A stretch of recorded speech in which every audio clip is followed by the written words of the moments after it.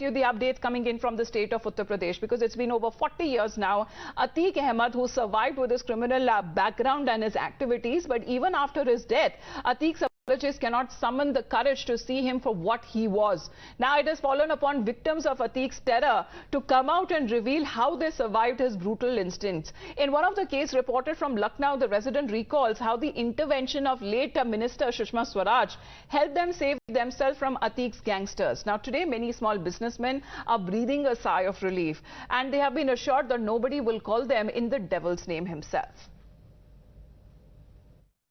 हमने झेला है ये।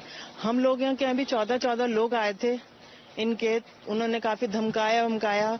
उस टाइम सुषमा स्वराज की जी मैं पीए रही थी, रिजाइन करके यहाँ पर आई तो उन्होंने मेरी बहुत हेल्प करी। किसी और के साथ ये ना हो बस। पूरे 14 लोग उन्होंने बोला भी था हम पूरा लेंगे, यहाँ पर आधा लिया है आधा लेंगे। और वो भी हमारी नन थी, उनके साथ वो केस चल रहा था। मैडम ने इसीलिए कि इलीगल काम यहाँ पर हो रहा था, तो मैडम ने मुलायम सिंह से बात करी कि मैं यहाँ पर आऊंगी क्या, नहीं तो उन लोगों को समझाओ। तब उन लोगों ने पीछे हटे वो लोग। देखिए, एक डर सा माहौल तो रहता था व्यापारी के अंदर, और अगर कहीं वो जा रहे हैं, रुक गए हैं, तो व्यापारी डर जाता था कि क्या बात है। अब कम से कम इस बात का तो डर खत्म है, इस बात की उसे चिंता नहीं कि जो फोन आया है वो जब एक व्यक्ति जिस दुनिया में ही नहीं रहा तो उसके नाम से तो अब कोई फोन नहीं कर सकता। और एक माहौल, जो डर का माहौल तो था ही शहर के अंदर, क्योंकि जो इतना बड़ा जो हैगा माफिया हो तो उससे तो छोटा व्यापारी वैसे ही डरता हैगा। डर के माहौल में, किसी भी तरह के डर के माहौल में कभी भी देश खुशहाल नहीं हो सकता है। तो अतीक का आतंक क्या इस तरह से डर फैलाया गया था, और हमने देखा कि पिछले 40 सालों से, चाहे वो अतीक अहमद क्यों ना हो, चाहे उसके साथ जितने अपॉलोजिस्ट और सपोर्टर्स क्यों ना थे, किस तरीके से जो उनकी एम्पायर चलती जा रही थी। और हमने देखा है कितने एक्सटॉर्शन के केस या 100 से ज्यादा FIR दर्ज थी अतीक अहमद के खिलाफ। But when it comes to the former police officers who served during the time Atiq Ahmed's criminal operations were at their peak, recalling elaborate network of crime that they have been by Atiq's gang, as they were certain that he wasn't their messiah or someone who he was trying to portray himself as, but one of those they underlined as far as the survival that continued for the last 4 decades was not possible without any political shield or any political patronage. But for the apologists, they are clutching at the straws, and it is a matter of shame. While the world is shocked at Atiq Ahmed's impunity, apologists are still trying to whitewash his sins by trying to put a cloak of messiah over him, no matter how much clever wordplay they resort to. Their bid to conjure up Robin Hood image of Atiq Ahmed reveals how they have been out of touch with the realities on ground. कितने सारे लोग और परिवार सामने आ रहे हैं और ये बोल रहे हैं कि उनके लिए कितनी बड़ी राहत की बात है कि अब अतीक अहमद नहीं रहा है, क्योंकि अब जो उसकी गुंडागर्दी है, उसका आतंक था, वो अब स्पेशली इन ईस्ट यूपी अब खत्म हो गया है।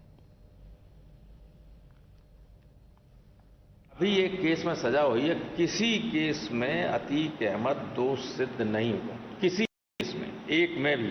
रोज फर्जी सैकड़ों मुकदमे लोगों के खिलाफ लिखाए जाते कि नहीं लिखाए जाते। मीडिया ने गैंगस्टर और फलाना ये सब बना दिया, तो कभी कभी कुछ घटनाएं हो जाती बड़े बड़े लोगों से। यहाँ ऐसे ऐसे बड़े बड़े पदों पे लोग बैठे हुए हैं जो बम फेंक के 10-10, 15-15 लोगों को मरवा दिया, आप सब जानते हैं। 19-year-old threatened the security of the state of Uttar Pradesh.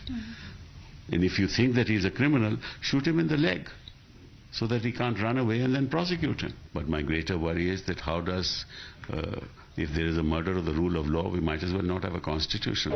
UP में जो हुआ, अगर आप देखें तो ये अतीक जी का जनाजा नहीं, बल्कि ये जनाजा जो था, कानून का जनाजा जो है वो निकला है। और हम आपको बता दें कि यूपी जो है, कोर्ट में यूपी जो है पुलिस कस्टडी में सबसे ज़्यादा अगर हत्या हुई है तो यूपी में हुआ है। आमिर हमारे साथ फिलहाल फोन लाइन पे जुड़ रहे हैं। गुड मॉर्निंग आमिर, ये अतीक अहमद और उनके आतंक के बारे में बात करें तो किस हिस्से यूपी में वो सक्रिय था, क्योंकि अब काफी लोग अब सामने आ रहे हैं, कितने जो परिवार है जो कह रहे हैं उन्होंने झेला है करीबन 40 साल से, जिस तरीके से इसको बढ़ावा मिलता गया अतीक अहमद और उसके एम्पायर, क्रिमिनल एम्पायर को, वो अब सामने आ रहे हैं और राहत की सांस ले रहे हैं। Good morning Amita. देखिए, अतीक अहमद की छवि जरूर इलाहाबाद में, जो कि अब प्रयागराज के नाम से जाना जाता है, एक नेता के तौर पर रही हो, लेकिन इलाहाबाद या प्रयागराज के बाहर पिछले से कम प्रयागराज के अंदर भी लोग इस बात को अच्छी तरह से समझते थे कि ये एक नेता की छवि सिर्फ अपने आप को कानून से बचने के लिए अतीक अहमद ने बनाई हुई थी, और शायद वो पॉलिटिकल पार्टीज भी, जिसमें समाजवादी पार्टी भी शामिल है, उसको अपने साथ सिर्फ इसीलिए रखती थी कि उसके पास मसल पावर थी, लोग उससे डरते थे, और इसीलिए कम से कम पार्टी की एक सीट जो है वो पक्की हो जाती थी, चाहे वो एमएलए का इलेक्शन लड़ रहा हो या फिर एमपी का इलेक्शन लड़ रहा हो। और इसी मसल पावर के लिए तमाम पॉलिटिकल पार्टीज या फिर जो लोग उसके साथ उससे जुड़े हुए थे उसका साथ लेते थे, और ये सिलसिला लगातार पिछले 35 से 40 सालों तक चलता रहा। तो इसमें कोई शक नहीं है कि एक हार्डन क्रिमिनल था, एक माफिया था, एक गैंगस्टर था, जिसने शुरुआत से ही, अपने करियर के शुरुआत से ही जमीनों पर कब्जा कर बनाने का जो एक तरीका निकाला था, और इसको बहुत ज्यादा दूसरे गैंगस्टर्स ने नहीं अपनाया। वो शायद लूट करके, किडनैपिंग करके उसी तरह से अपना क्रिमिनल करियर चलाते थे, लेकिन अतीक अहमद ने खासतौर पर जमीनों पर कब्जा करने की जो रणनीति निकाली, ये जो तरीका निकाला, इससे इसने सैकड़ों करोड़ रुपया कमाया। आप अंदाजा लगा सकती हैं, जब 1200 करोड़ रुपए के आसपास की यूपी सरकार ने पिछले कुछ सालों में ही जब्त की है, तो कितना कुछ उसने अपनी काली कमाई से संजोया होगा, इसका अंदाजा लगाया जा सकता है।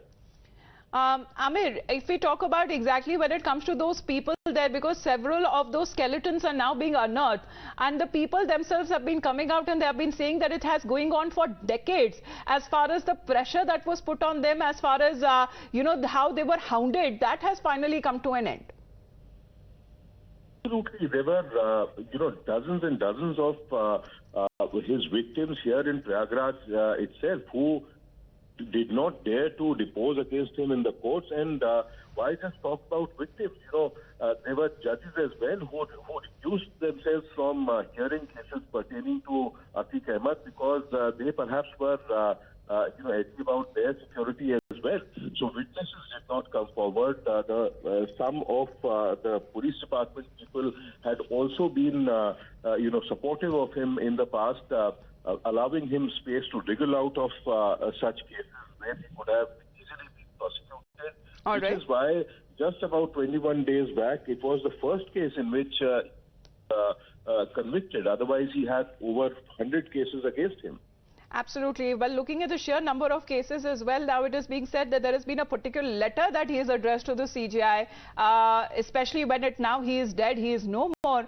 Remains to be seen what exactly would be the contents of that letter that has been now submitted. For the moment, thank you very much, Amir, for joining in. You're watching the Morning News. I will be back after a very quick break.